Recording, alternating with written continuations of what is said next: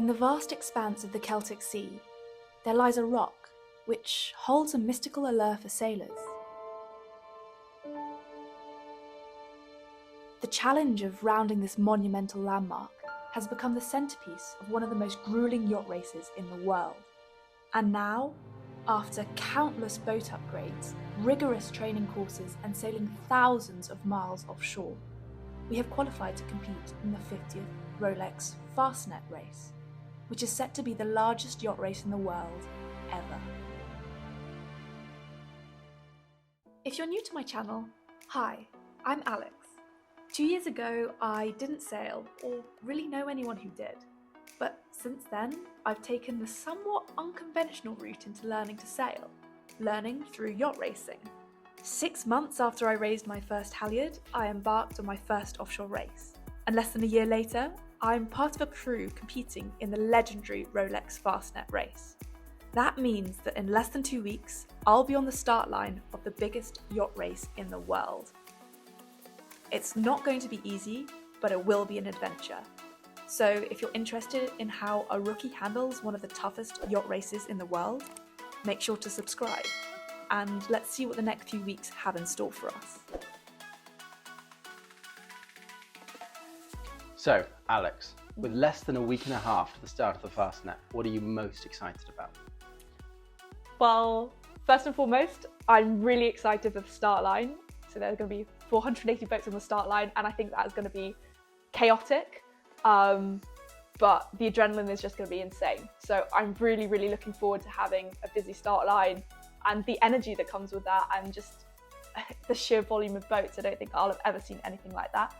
I'm also really excited to be racing in the same race as like racing trimarans, as Amoccas, as all teams, Ocean 40s. Like, it is insane that we're going to be in the same race as those, and not only like as those boats, but as pro sailors, and we're racing as amateurs, which I think is very, very cool. There's like hardly any other sport in the world that you can race against pros when you're an amateur.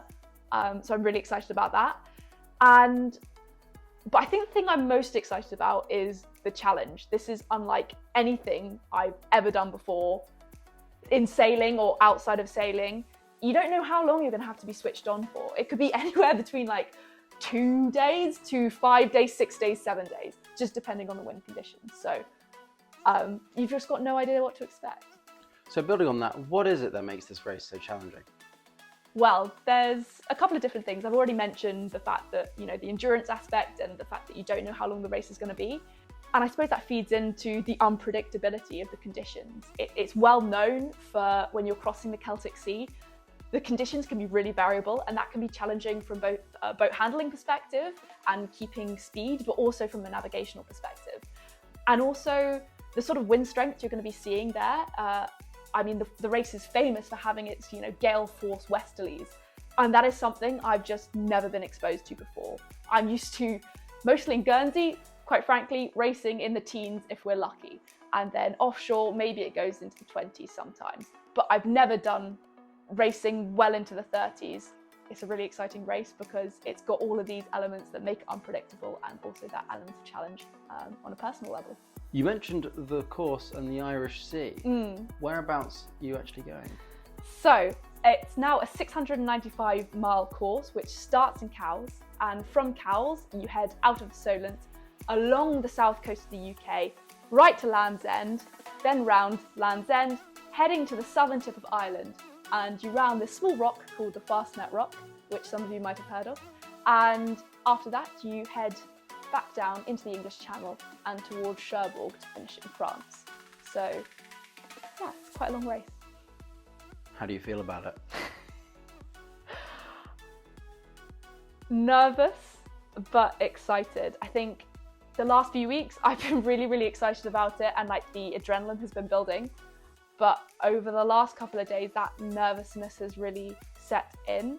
I think partly because, like I've already mentioned, it's just something that I've never done before. And of course, you're going to be nervous about that, and I guess excited.